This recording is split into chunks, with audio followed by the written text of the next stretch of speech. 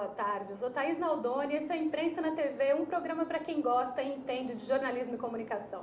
Nós aqui, depois de 3 anos, estamos de volta ao TV, animados, felizes, está bacana pra caramba. Tenho certeza que vocês vão adorar essa nova fase do nosso programa. Bom, vocês querem falar com a gente aqui durante o programa todo, nós temos até as 4 horas aqui o nosso encontro marcado. Então, não se esqueçam que a partir desta sexta, todas as sextas agora, a partir das 3 da tarde, vocês estão em encontro aqui comigo. E a gente vai falar sobre jornalismo, vai debater, vai falar sobre os bastidores da comunicação, vamos falar sobre tudo, na verdade. Então, hoje, até o nosso entrevistado, nosso convidado de estúdio, é uma pessoa que faz tudo mesmo, né? É um escritor, um jornalista, chefe de reportagem da R7, músico da Wanda Viper, que acabou de fazer 25 anos e vai lançar um DVD. Bom, queria apresentar para vocês, antes de mais nada, o nosso convidado de hoje, que é o Felipe Machado, que está aqui do meu lado. Tudo bem? Olá! Que Tudo bom beleza. você estar aqui, obrigada por ter vindo na nossa reestreia. Obrigado pelo Muito convite. legal. Imagina, super bom você ter vindo, obrigada. Bom, você que está aí desse lado, você pode acompanhar a Imprensa na TV pela AltV, www.altv.com.br, óbvio, né? Você está aqui, sintonizado com a gente. Ou então pelo Portal Imprensa, www.portalimprensa.com.br/Imprensa na TV, que agora é o nosso site do programa, e também todas as edições on demand vão estar lá. Enfim, vamos nessa. Se você quer falar com a gente, use a hashtag TV da Internet. Estou aqui com vocês pelo Twitter. Vocês podem também usar a página no Facebook do Portal Imprensa, ou a minha mesmo, Thaís Naldoni, e o meu Twitter é @Thaís Naldoni. Tamo lá, vamos conversar. A partir de agora, Felipe, você faz tudo e como dá tempo? Dormir pra quê, né? Não, eu acho que quando a gente faz o que a gente gosta, assim, eu acho que a gente acaba arranjando tempo. Então, eu sei que é meio clichê, mas na verdade é isso mesmo. Eu trabalho bastante e daí, às vezes eu vou para casa, daí eu penso, pô, o que eu vou fazer? Ah, de repente eu vou escrever um pouco, né? Então, assim, às vezes as coisas que a gente pensa que são trabalho e tal, às vezes na hora de lazer a gente acaba também fazendo o que as outras pessoas chamam de trabalho, mas pra gente é um pouco de prazer, né? Bacana. Bom, para informação de vocês, o Felipe é chefe de reportagem da R7, como eu estava dizendo aqui agora, escritor, ele tem vários livros publicados. Além disso, ele também tem um blog que chama Palavra de Homem, que ele fica lá fazendo atualização bacana com diversos artigos legais que a gente foi acompanhar. Acompanhem também, que é muito legal, é www.palavradehomem.com.br. É isso aí. .com só BR? Não, .com.br e daí agora tá indo para a R7 também. Vai para a R7 Daqui a pouco também? vai para a R7, esses dias deve começar lá. Legal. Esse blog, ele foi, na verdade, é um fruto da coluna que você teve durante muito tempo no JT. Exatamente. Ele começou já faz uns 6 anos, justamente que era uma coluna semanal no JT. Era uma coluna Palavra de Homem, a ideia era que ele fosse... o JT tinha uma revista que era uma revista feminina, né, tal, que saía todo domingo. Era um texto, uma crônica que ficava na contracapa. E depois ele acabou ganhando essa versão de online, o blog mesmo, e depois eu fui para o Diário de São Paulo, acabei levando a coluna para lá, o blog continuou no palavradehomem.com.br, e agora estou levando para a R7, espero que, como a R7 tem uma audiência muito legal, eu acho que ele vai dar uma potencializada, vai chegar a mais gente, vai ser legal. No Diário de São Paulo você fez um trabalho muito grande com mídias digitais, né? Você era diretor de mídias digitais. Hoje em dia só o que dá, né? Mídias digitais estão com tudo. Eu acho que assim, bom, estamos aqui falando sobre imprensa, numa TV por streaming, ao vivo, enfim, a AltV até uma pioneira no Brasil disso, é um exemplo muito legal. Mas eu acho que é uma tendência, né? Quer dizer, eu vim do jornalismo papel, né? Que a gente chama de impresso e tal.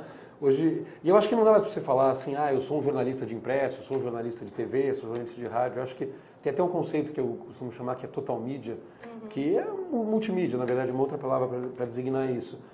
Que é mais ou menos isso, né? Você é um jornalista, você é um comunicador, enfim, você tem que usar a ferramenta que tiver na sua mão para você comunicar, para você falar com as pessoas. Então, hoje em dia a internet realmente é uma ferramenta muito forte.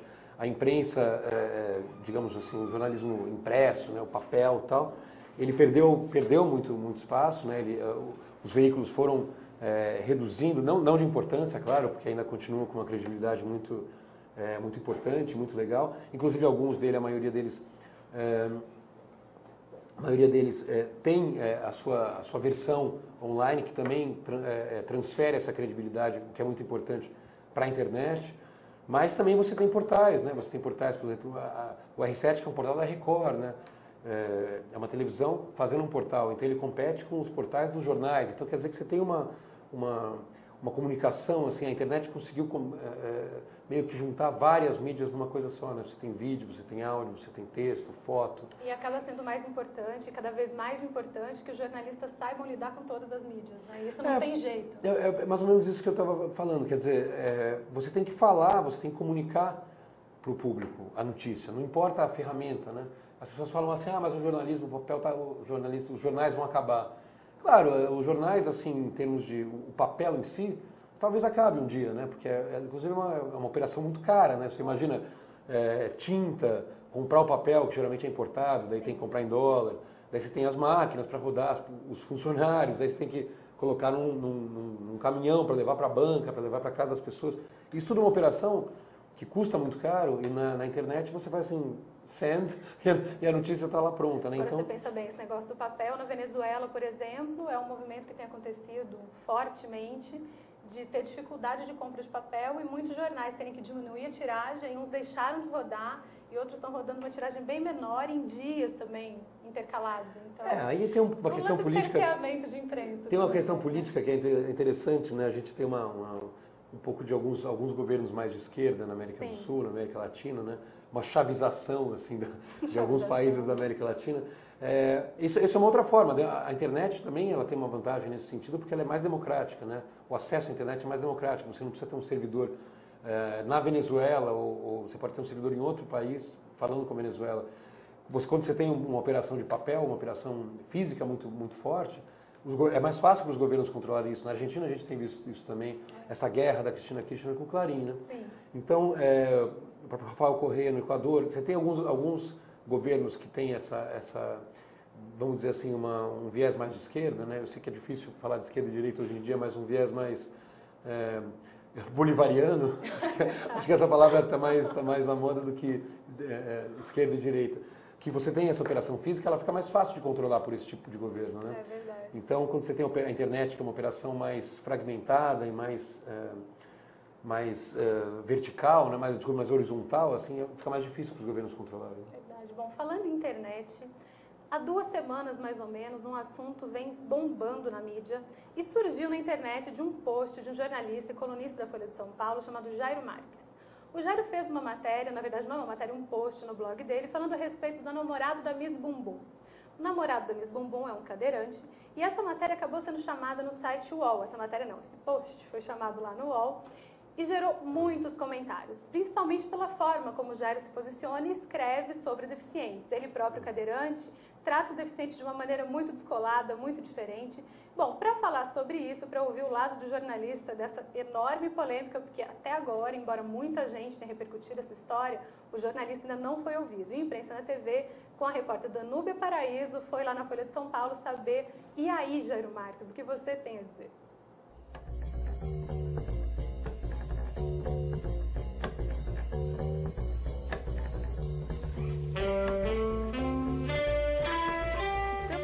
Redação do jornal Folha de São Paulo para conversar com o jornalista Jairo Marques a respeito da polêmica em torno do post sobre o namorado da Miss Bumbum, que é cadeirante. Imprensa na TV veio conferir.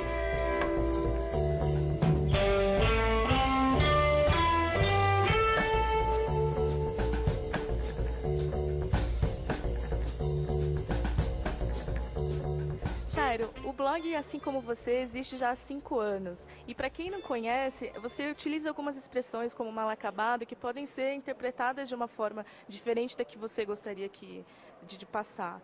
Eu queria saber como que surgiram essas expressões e o seu estilo de texto. A realidade das pessoas com deficiência no Brasil e no mundo, ela é totalmente ligada a momentos muito difíceis. As pessoas passam meses nos hospitais para fazer uma reabilitação. Essas pessoas passam por preconceitos diários. Essas pessoas passam por dificuldade de arrumar emprego, de se inserir em sociedade. Então, assim, as palavras mais pesadas e mais politicamente corretas envolvendo as pessoas com deficiência, na minha concepção, elas não cabem em um blog que eu vou me divertir, que eu vou informar aspectos incomuns dessas pessoas. Então, quando eu quero abordar uma vida mais comum quando eu quero abordar uma integração das pessoas com deficiência, eu escolhi um caminho mais humorado, um caminho que não traga todo esse estigma que envolve a vida das pessoas com deficiência, o coitadismo, o assistencialismo, a caridade. Muito pelo contrário, eu quero mostrar que a gente está em sociedade, a gente quer o espaço em sociedade, né? Eu já fico nervoso o suficiente quando tem um cara que ocupa a vaga reservada no estacionamento sem a devida necessidade. Por que num blog que é mais livre, né, que é uma linguagem muito mais livre, muito mais solta, eu vou usar um termo, a pessoa portadora de necessidade especial, que é um termo abominável, né? Por quê? Qual a diferença entre deficiente e mal acabado, né? Então, esses termos, eles foram tanto sendo introduzidos por mim lá há 5 anos, quando o blog começou, quanto os leitores foram sugerindo. É uma grande diversão isso. Quando a pessoa atribui uma maldade a essa palavra, quando a pessoa atribui um peso a essas palavras, é um conceito dela. É um conceito na realidade dela, do coitadismo dela. Não tem a ver com a realidade do blog, uma realidade que eu quero passar com os meus textos. Então, há um pouco essa origem aí das palavras. E essas expressões também, de alguma forma, aproximam, né, o leitor que se identifica e tem a vivência, né, assim como você, que como é o nome do blog, né? Exatamente, acho que você pegou o ponto aí.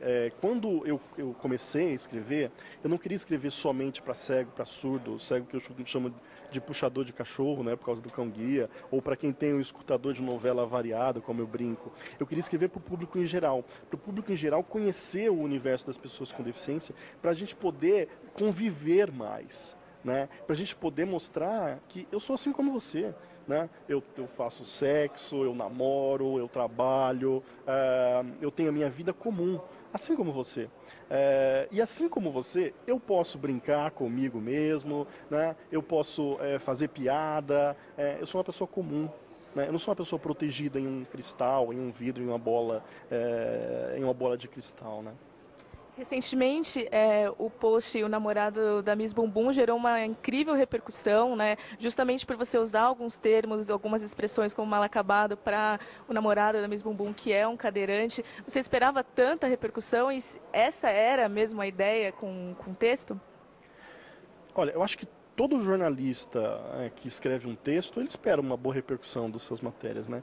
E quando eu faço um post em um blog voltado para a pessoa com deficiência, todas as vezes eu me coloco o desafio, tomara que esse texto seja lido por muitas pessoas. Então, foi um golaço de placa. Ser muito lido foi maravilhoso. Eu esperava, talvez não esperava essa dimensão toda, com certeza não esperava essa dimensão toda, mas já botei no blog pessoas com deficiência falando abertamente sobre sexo, pessoas fazendo poses ali que simulavam sexo, pessoas com deficiência seminuas, pessoas com deficiência ligadas a dramas muito fortes. Então, todas as vezes eu quero sim ser muito lido, eu quero que as pessoas parem de pensar que quem tem algum tipo de deficiência está encostado na sua casa, ou é um pobrezinho que precisa de assistência 24 horas. Não, as pessoas com deficiência precisam de condições iguais e precisam de que o mundo entenda as suas necessidades pontuais para que ela viva como qualquer outro tipo de pessoa.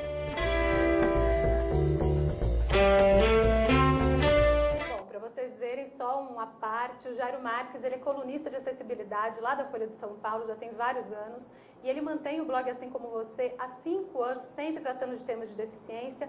No Brasil, é o jornalista mais engajado, podemos dizer assim, nesse tema, e além disso é o primeiro colunista de jornal impresso a tratar do tema acessibilidade em um grande jornal. Isso é muita coisa, né, Felipe? Eu achei bem legal essa abordagem dele, porque normalmente o assunto tende a você, como ele mesmo fala, uma coisa coitada, não sei o que e tal. Não, ele trata com uma normalidade porque é assim que tem que tratar mesmo, né? E ele, por ser cadeirante, ele pode falar do jeito que ele quiser, porque ele tem a credibilidade, né? Ele tem ele sabe, ele sente na pele ali quais são os problemas, quais são as coisas do dia a dia, que são as dificuldades e tal. Então, achei muito legal, achei interessante o jeito que ele... Eu não conhecia muito, assim, o blog, eu não conheço, não tenho acessado tanto, mas eu achei muito interessante, achei bem legal. Para vocês, não saiam daí, porque o Jairo Marques ainda não acabou, a gente tem mais um bloquinho com uma entrevista dele, mas enquanto isso a gente vai bater um papo aqui, Felipe, que tá divertido, fala aí. O Felipe, ele foi pra Copa do Mundo, Olimpíadas, como eu disse, ele faz muitas coisas. E tem um livro dele aqui, que ele trouxe até aqui pros internautas, pra gente falar depois sobre isso. Vocês querem ganhar o livro do Felipe, que chama Bacana Bacana? Mostra aí, Felipe. Vamos lá. Livro. Esse aqui é o livro que... Esse livro também é engraçado. Quando eu fui para a Olimpíada da China, cobri pelo Estadão, eu mantinha um blog, na época, que era o Ping Pong. Aventuras de um jornalista pela China e tal. E daí, quando eu voltei da China, eu transformei o blog, editei os textos e transformei num livro Ping Pong. E foi uma experiência muito legal. O livro foi até indicado ao Jabuti, foi muito legal. E daí, quando teve a Copa do Mundo da África do Sul, eu fui para lá para fazer a mesma coisa. Então, Bacana Bacana, ele era um blog, e daí ele virou um livrinho, meio que acaba virando meio que um guia, assim. Eu acrescentei algumas coisas de serviço e tal. Então, quem que vai ganhar? Como é que vai ser? Então, é isso que eu ia falar. Vocês que acessam a página da UTV, www.utv.com.br, corram lá na fanpage do Facebook, dão curtir lá na fanpage, as novas pessoas que estiverem curtindo a partir de agora, e todo mundo que estiver lá curtindo, e interagir com a gente durante o programa com a hashtag TV da Internet ou com a hashtag Imprensa na TV, vai concorrer a esse livro, a gente vai fazer um sorteio e no próximo programa eu conto para vocês as 3 pessoas que ganharam os livros, que são 3 livros que o Felipe trouxe pra gente. Falando em Copa do Mundo, Felipe, você que já esteve em uma, o que você espera da Copa aqui no Brasil? Nossa, essa pergunta vem de $1 milhão. Na verdade, eu acho que os grandes eventos esportivos, né, o que a gente tem visto, eles servem para alavancar muitos investimentos, né? Mas os que são realmente bem-sucedidos são os eventos que conseguem ter um planejamento, que você consiga realmente fazer uma mudança grande na infraestrutura do país. Principalmente na questão de transporte urbano, mobilidade, né? Na questão de telecomunicações e tudo mais. E o Brasil não fez isso. Isso é uma coisa que tanto que está tudo atrasado, né? Os aeroportos, né? A gente vê assim, o trem-bala que todo mundo falava na época, tal, não vai ter... o metrô que vai até o aeroporto de Cumbica, em São Paulo, não vai ter. Então, quer dizer, o Brasil perdeu uma grande chance de fazer de usar a Copa, né? A gente sabe há tanto tempo, né? A gente sabe, sei lá, mais de 10 anos da Copa e a gente não fez a lição de casa, né? E isso é uma coisa típica do Brasil, infelizmente. Então, é uma pena a gente ver que a gente poderia... A Copa vai acontecer, claro, né? Vai ter os problemas, na África do Sul também teve muitos problemas. Eu lembro que o metrô que levava do aeroporto em Joanesburgo para o centro da cidade ali, ele ficou pronto no dia da inauguração, da estreia da Copa, né? Tudo então, pra assim, dar certo, né? No dia, aquele cheiro de tinta, né? Tava um negócio, a gente olhava e falava, putz, ficou pronto, pelo menos ficou pronto no dia, né? Assim, pelo menos com cheirinho de novo, São Paulo, né? a gente nem vai ter esse metrô que vai do aeroporto para cá, então pior ainda. Os estádios superfaturados, aqueles milhões de dólares, bilhões dos estádios que eram para ser feitos com dinheiro da iniciativa privada, acabam sendo feitos com dinheiro do governo, né? Então, assim, o Brasil mais uma vez perde a chance de dar um salto, né? De fazer uma coisa bem feita, né? Claro que a Copa vai acontecer, talvez o Brasil ganhe, os estádios vão estar aí, os times vão jogar, vai acontecer de algum jeito porque acontece. E a né? tal da herança? As pessoas falam muito no negócio da herança, que a Copa deixa para o povo, Então, de investimento, de não sei o quê. Poxa, e aí, aquele estádio, por exemplo, de Brasília, que todo mundo reclama, né? Que não tem nem time lá em Brasília, e tem aquele estádio grandão, que não podia nem chamar Mané Garrincha há pouco tempo. Isso é uma coisa que é triste, né? Porque assim, a herança que deixa, normalmente a herança, o legado, né? Que eles dizem, o legado da Copa, o legado da Olimpíada, é justamente essa coisa de infraestrutura, de investimentos e tal. O Brasil, o legado que vai ter, assim, uma reforma grande de estádios, alguma outra reforma de aeroportos, assim, eu acho que embora alguns não fiquem prontos para a Copa, eles vão ficar prontos um pouco depois, mas enfim, pelo menos vai ter isso. Mas o legado que vai ter é um legado de um investimento bilionário do governo, né? Que não sabemos direito quanto vai ser, porque não sabemos quanto que desse valor realmente foi investido. E esses estádios que depois viram aqueles elefantes brancos, né? Na África teve também esse problema. Alguns estádios, eu acho que não lembro se era o de Manaus ou de outro país, de outro estado, já estava sendo cogitado até transformar em presídio, transformar alguma coisa de... ou seja, a gente começa a discutir assim, por que fez tantos estádios, né? Para atender interesses políticos locais. O Brasil não precisava ter 12 sedes, né? Não precisava ter tantas sedes. E os próprios países que vão jogar, em vez de, normalmente assim, os países de um grupo eles jogam numa mesma cidade. Não, no Brasil eles vão ter que se deslocar muito. Sim. Então vai ser uma confusão de malha aérea, inclusive, né? Porque você vai ter um deslocamento enorme de países, de seleções, né? E de torcedores que vão atrás disso. Então, quer dizer, você criou um problema maior ainda do que você já tinha, né? Em vez de você solucionar esses problemas criando sedes, que os grupos ficassem na sede, na cidade sede e tal, não. Você fez eles se deslocarem para atender justamente interesses políticos locais. Então, quando você começa a ver tudo isso, assim, você começa a ver que perdemos uma grande chance de dar um passo aí na infraestrutura, principalmente do Brasil. Né? E na estrutura de imprensa, você acha que o Brasil vai fazer uma boa cobertura? Porque, óbvio, tem o lance dos direitos, que a Globo tem os direitos, algumas emissoras fechadas têm os direitos. Como um site, por exemplo, como o R7, vai fazer essa cobertura? Vai fazer a cobertura paralela? Vai fazer o quê? Procurar novos caminhos? Você tem assim, a cobertura de esportes, né? A cobertura do esporte mesmo, da parte esportiva, eu acho que todo mundo vai fazer muito bem, né? Principalmente no Brasil tem uma cultura de cobertura de futebol que é sensacional. Sim. Talvez seja a melhor do mundo em termos assim, porque a gente tem desde a parte, como todo mundo é técnico, todo mundo manja de futebol, né? Na teoria, então os jornalistas também são muito preparados e tal. Então, nesse tipo de coisa, eu acho que todo mundo vai fazer bem feito. Você tem muitas agências, né? Você tem muitas agências internacionais. A quantidade de jornalistas internacionais que vêm para uma Copa do Mundo, para a Olimpíada, eu acho que a gente nunca teve aqui, né? Um evento desse porte, porque a última Copa foi em 50, então não existia. Faz um pouco de tempo. Faz um pouco de tempo, né? Não existia, acho que não existia internet na época, né? Acho que estava um pouco longe de ser inventado. Mas é uma quantidade enorme de jornalistas. Então, uma outra coisa que a gente não se preparou, talvez, é a questão de telecomunicações. Né? Sim. Isso daí é uma questão... na África foi uma coisa... Teve alguns problemas. Na China foi um negócio muito bem feito. Assim, foi uma coisa... O Media Center, né? Da China era um negócio assim, incrível. Na África também era um negócio impressionante. E o Brasil espero que faça bem. Agora, a parte de 4G, né, que foi uma coisa que foi prometida e tal, eu não sei se vai estar funcionando até lá, porque nem 3G funciona direito, a gente está ainda no meio G, né? Ia falar bem isso, a gente já está falando de tecnologia, de novas mídias, enfim, de N coisas. A gente foi buscar uma matéria, aliás, a gente foi buscar as matérias, as capas de jornal que estavam bombando dia 7 de fevereiro, em 1994, há exatos 20 anos, para saber mais ou menos o que estava acontecendo, sabe, Felipe? Trazer isso para o nosso internauta aqui do Imprensa na TV. E foi muito interessante, eu queria pedir para vocês mostrarem para a gente a capa da Folha de São Paulo. Olha lá, a Folha atinge 1 milhão de leitores às segundas. E logo abaixo dizendo, meio jornal liderou o crescimento publicitário no ano anterior, que era 1993. Isso dito hoje é uma coisa absurdamente real, né?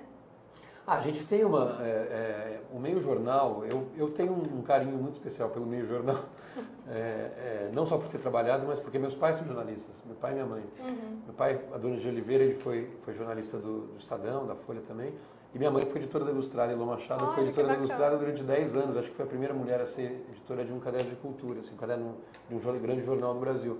Então eu tenho um carinho muito grande, eu cresci em redação, eu crescia vendo eles batendo aquele barulho da máquina de escrever, para mim é uma coisa muito familiar que eu tenho desde criança, então tenho um carinho muito grande pelo papel.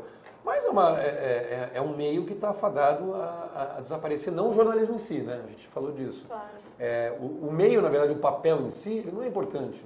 Né? Ele é importante talvez para a indústria de papel, né? Mas eu acho que para o jornalismo, está com o iPad, está com o telefone, né? Esses são os meios que a gente vai consumir mais notícias, né? No futuro, e hoje já é assim. Você tem, tipo, minha filha, eu tenho uma filha de 7 anos, a Bebel, que é muito engraçado porque ela tem um pouco de nojo de papel jornal. Então eu estou olhando o jornal, ela não gosta muito, mas ela pega o iPad né? e vê vídeos e já sabe, e desliza, e tem uma familiaridade já com 7 anos, né? Muito grande. Então eu acho que a geração dela, ou até uma geração já um pouquinho mais velha, adolescentes hoje, você não vê adolescente lendo jornal, né?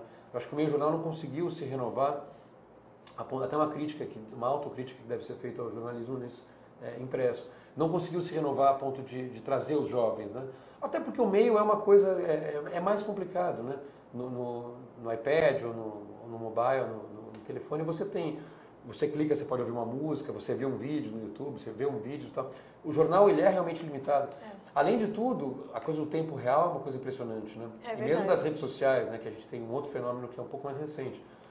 Mas você tem, por exemplo, uma coisa que é imediata, né? Essa coisa do tempo real. A notícia sai 1 minuto depois, sei lá, 5 minutos depois, ela está já sendo lida pelo internauta, né? E o jornal tem essa coisa, o jornal tem que fechar, né? Tem que fechar para poder rodar na gráfica, para poder sair, ir para a banca, para poder chegar na mão.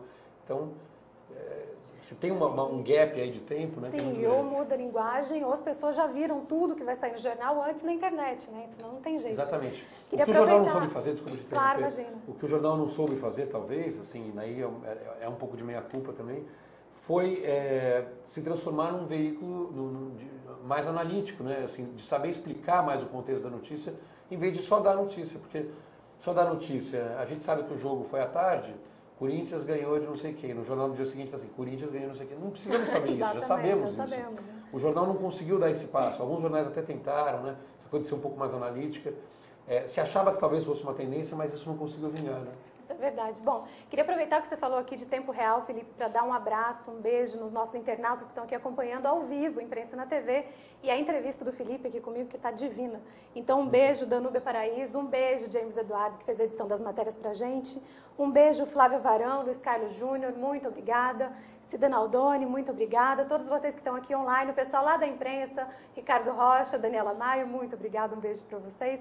Camila, Danúbia, bom, o pessoal todo da redação, Vanessa, Jéssica, Gabriela, enfim, é bastante gente lá, viu, Felipe? Então não dá para falar o nome de todo mundo. Um abraço para todos, porque acho que é importante, né, esse veículo imprensa, né, de poder tratar um pouco do nosso meio, né, porque a gente normalmente escreve tanto, trabalha tanto para falar dos outros. Eu acho que é importante também falar um pouco. E um abraço para o Simval também, que está aqui atrás, nos estúdios aqui da UTV, acompanhando essa estreia. Um beijo para você, viu, Simval? E para o Luquete também. Para o Luquete, um beijo também.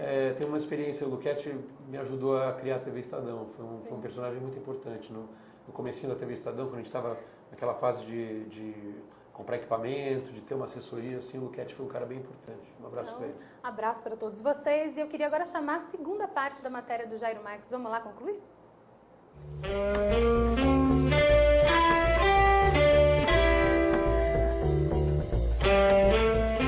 E apesar das críticas, os comentários, as ofensas, esse texto também gerou uma discussão a respeito da deficiência e também da relação dos deficientes com o sexo. Isso de uma forma, isso acabou sendo muito positivo, né? Como que você avalia isso?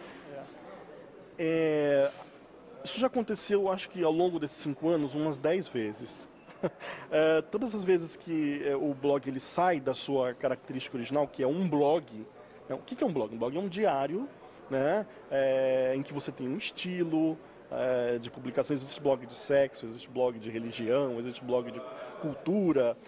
Evidentemente que eu estou hospedado num grande portal e preciso respeitar alguns tipos de regra, mas um blog, em sua essência, é um diário. Então, quando eu comecei com esse blog, eu já introduzi algumas polêmicas importantes para chamar a atenção das pessoas.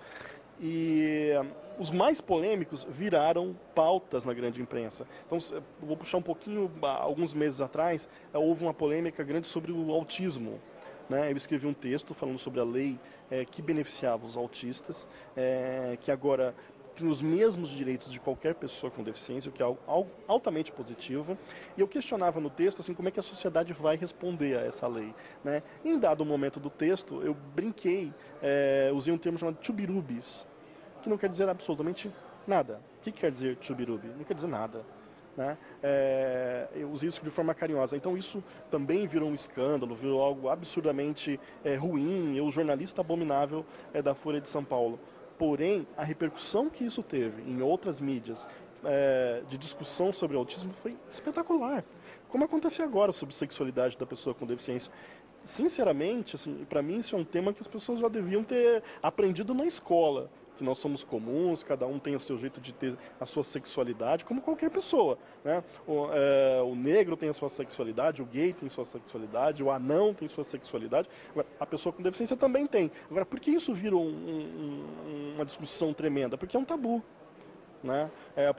Porque existe uma série de inverdades no entorno dessa temática. Então chamou a atenção da imprensa, o que é altamente positivo. E vou continuar fazendo. foi acusado de ser preconceituoso, que a linguagem não teria sido adequada para um veículo como a Folha. Como que você vê esse tipo de crítica? Olha, Danúbia, ser taxado de preconceituoso foi dureza, foi bem difícil. Ainda mais porque o meu trabalho é absolutamente voltado para combater o preconceito, né? Então isso não foi fácil, né? As pessoas avaliaram o texto de uma maneira bastante superficial. Muitas vezes a partir do primeiro parágrafo. As pessoas não avaliaram a mensagem que o texto tinha, que era defender o direito do cara a namorar a Miss Bumbum, a Miss Peitinho, a Miss, enfim, cinturinha fina. As pessoas com deficiência podem se relacionar com qualquer tipo de pessoas que elas bem entenderem. Então, acho que as pessoas tornar isso em uma abordagem preconceituosa de quem escreveu é bem complicado. Tanto é que as pessoas que me fizeram críticas, eu acho que se você tivesse escolhido um termo assim assado, eu respondi a todas elas. Acho que todas as pessoas que queriam colaborar positivamente com um debate, acho válido, acho muito bacana. Embora essa discussão eu já tenha feito 500 vezes no blog e sempre há o voto vencido de que vamos continuar com os mal acabados da vida. Mas o direito das pessoas se manifestarem de uma maneira bacana, de uma maneira de tentar construir, eu vou respeitar para sempre. Agora, o fato das pessoas entrarem ali para te ameaçar, te ofender, xingar a sua família, acho que é muito cômodo, né? Você abrir o teu computador e xingar alguém de acordo com os seus princípios e absolutamente baseado em algo que está errado do começo ao fim, né?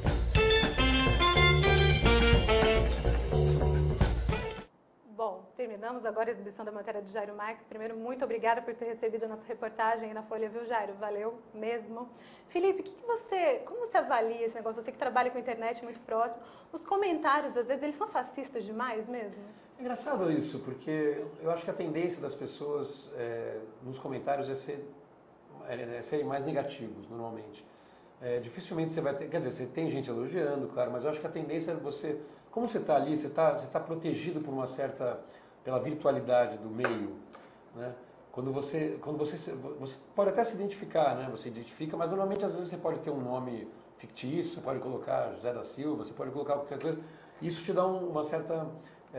poder ser anônimo facilita a sua crítica. Sim, com certeza. Eu acho que ninguém vai fazer um elogio anônimo, mas a crítica anônima ela é muito fácil, né? E é muito fácil você xingar qualquer coisa, né? Por exemplo, tratar o cara de preconceituoso.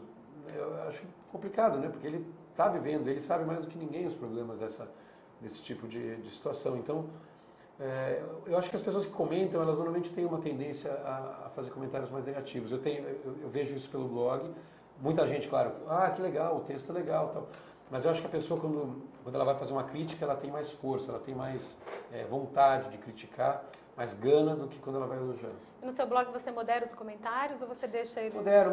Normalmente, assim, mesmo quando tem críticas, eu publico. Eu só não publico quando tem palavrão, assim, xingamento, uma coisa assim, ou alguma coisa de preconceito mesmo, né, tal. Isso daí eu não deixo, mas... Felipe, você é um idiota, essas coisas que eu deixo. Quando está uma coisa mais assim, alguma crítica mais a mim, deixo sempre. Mesmo no Facebook, alguns comentários eu também gosto de comentar bastante coisa em Facebook e tal, as pessoas comentam e se não for uma coisa muito agressiva, um xingamento, assim, normalmente eu deixo. Quando é uma crítica, eu acho que tudo bem, você está se expondo, né? O blog é uma maneira de você se expor e você tem que aceitar que a pessoa também exponha a posição dela. O ônus e o bônus, no fim das contas, né?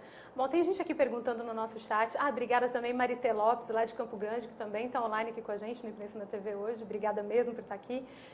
Felipe, você acha como que o jornalista pode se preparar para fazer uma cobertura legal, mesmo sem estar credenciado na Copa do Mundo?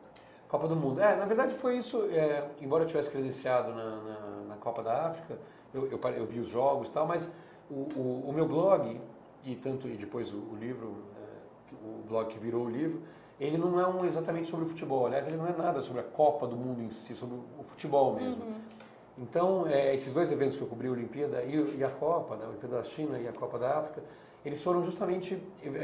o Estadão, na época, ele tinha a equipe que cobria futebol, que cobria esportes, que era uma equipe voltada, né, para que é bem uma coisa bem específica, né? Você entender de futebol, entender de esportes e tal.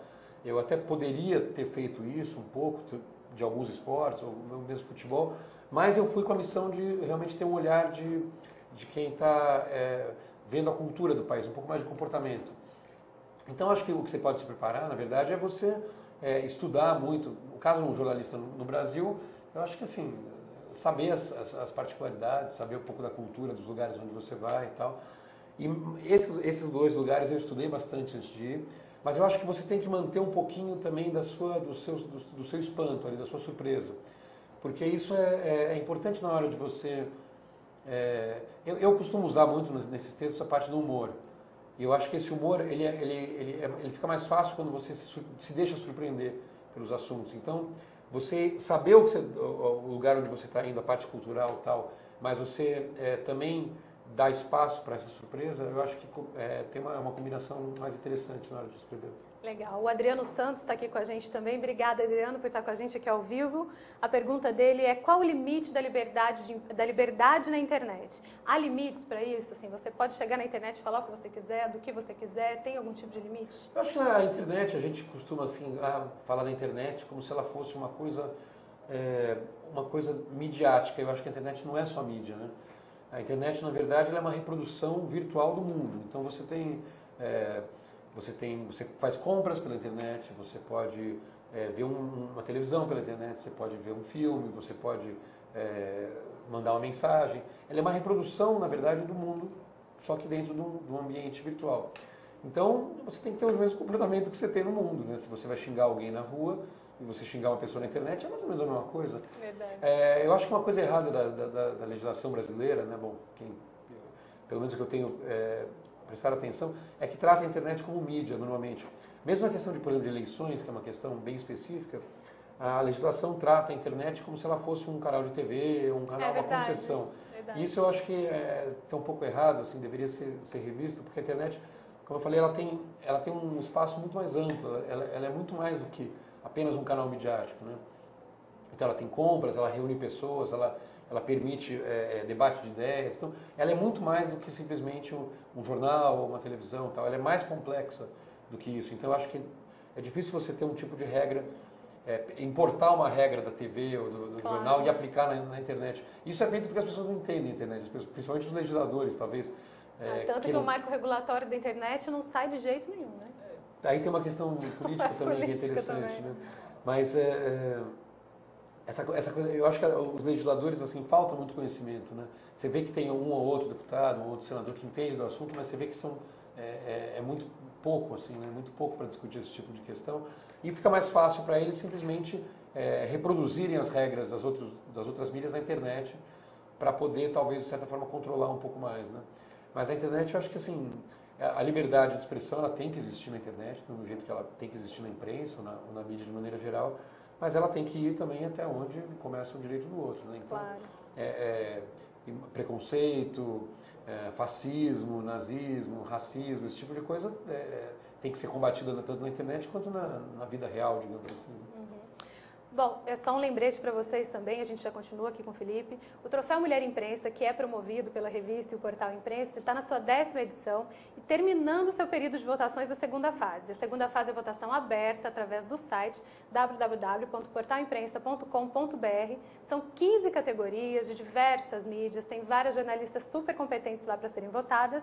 Então acessem o site, votem lá também, escolham suas favoritas. As votações terminam no dia 13 de fevereiro, às 23h59. Então você ainda tem os dias para votar. Votem e também tem o site específico do troféu, www.troféumulherimprensa.com.br, e lá tem todas as informações sobre o troféu, tem regulamento, edições anteriores, fotos, um montão de coisa para vocês se deliciarem com esse prêmio, que é uma delícia. Esse prêmio ele é o único na mídia brasileira voltado para reconhecer o talento da mulher na redação brasileira, para reconhecer esse valor da mulher. Importante, né, Felipe? Super, super. Eu até citei minha mãe antes. Eu acho que assim, a mulher acho que hoje em dia já não precisamos nem falar disso, porque é claro que ela já conquistou um espaço muito grande, você tem grandes jornalistas, você sempre teve, mas assim, hoje em dia é uma coisa que é totalmente de igual para igual, né? Eu não vejo nenhum tipo de diferença na hora de trabalhar, conheço grandes jornalistas que não vejo nenhuma diferença assim, no trabalho. na qualidade do trabalho em relação ao homem e mulher. O Ricardo Rocha está aqui falando com a gente. Oi, Ricardo, obrigada. E ele está falando a respeito do cinegrafista da Band, que ontem foi gravemente ferido durante a cobertura lá dos protestos do Rio de Janeiro.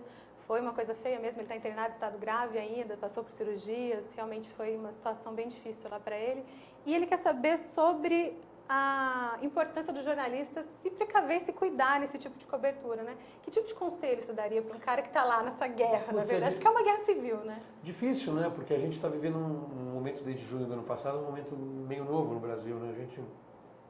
No exterior você tem já essa cultura de manifestação já um pouco mais comum, tanto que as polícias no exterior são muito mais preparadas, né? A polícia brasileira está ainda descobrindo como agir, até porque é um fenômeno bastante novo, porque você tem a manifestação e você tem junto, por exemplo, movimentos como o Black Blocs, né? Que são movimentos que acabam usando a manifestação como um meio também às vezes de praticar atos de violência e vandalismo e tal, que até eles defendem isso como uma forma também de manifestação, de protesto.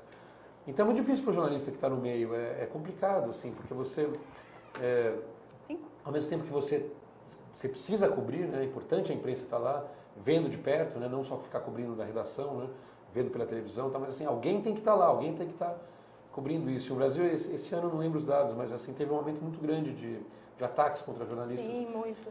Do ano passado já teve, e nesse começo de ano também, alguns casos. Então, não tem muito que um conselho assim, é tentar se precaver, é tentar usar os equipamentos de segurança que são básicos, né?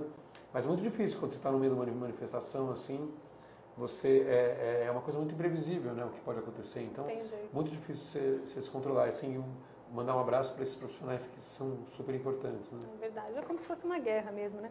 Alisson Rodrigues, muito obrigada por estar aqui com a gente, online, aqui ao vivo pelo AltV e no Imprensa na TV. Muito obrigada mesmo, viu? Te espero aqui na semana que vem. Bom, o programa está quase chegando ao final, então como grande finale, vamos dizer assim, dessa nossa reestreia, a gente vai trazer uma coisa que era, digamos que, o nosso prato principal da nossa antiga versão do Imprensa na TV. A gente sempre trazia gafes de jornalistas, sabe, Felipe? Porque a gente tem que tratar a gente mesmo. Tem muitas, né? Gafe. A gente tem que tratar a gente mesmo com humor, não? Então, essa semana aconteceu uma coisa interessante, é engraçadinha, desculpa, colega, que vai aparecer aqui na TV, mas é legal e eu queria mostrar para vocês, então, uma gafe só essa semana. Vamos lá.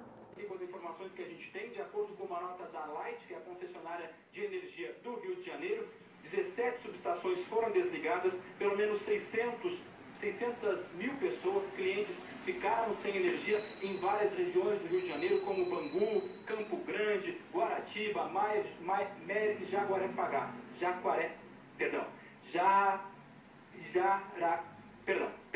Jaraguapaguá. Então, vamos seguir aqui com as informações, nós temos...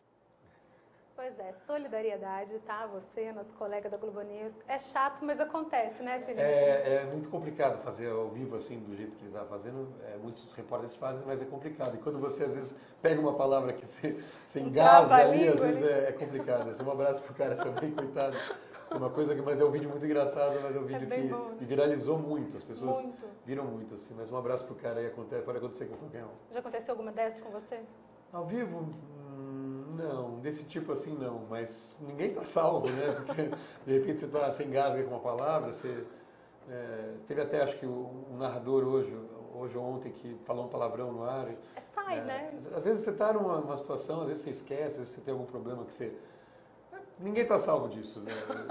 Como estar, né? Não tem jeito, não tem jeito.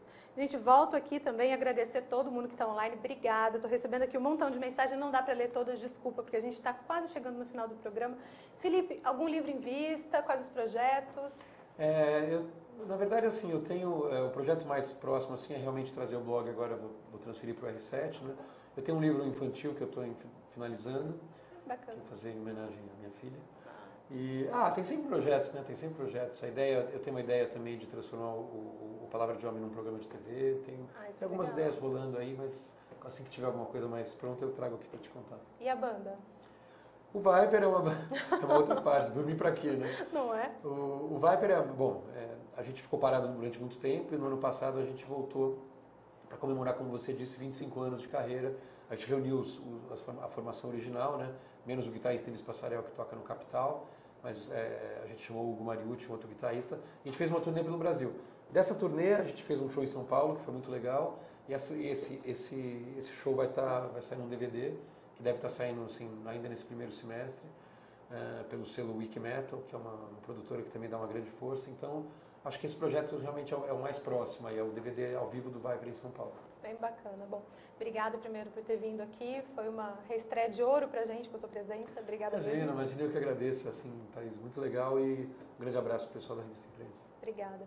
Bom, gente, a gente vai encerrando a Imprensa na TV de hoje. Se vocês tiverem críticas, sugestões, comentários, querem sugerir entrevistados, pautas, entre em contato com a gente. Bom, o e-mail é thaisnaldoni@portalimprensa.com.br. Vocês podem me procurar também pela página do Facebook Thaís Naldoni, ou então a página do Portal Imprensa, que é Portal Imprensa, no Twitter, @thaisnaldoni, ou então fala com a gente aqui pela OTV na hashtag TV da Internet ou na hashtag Imprensa na TV.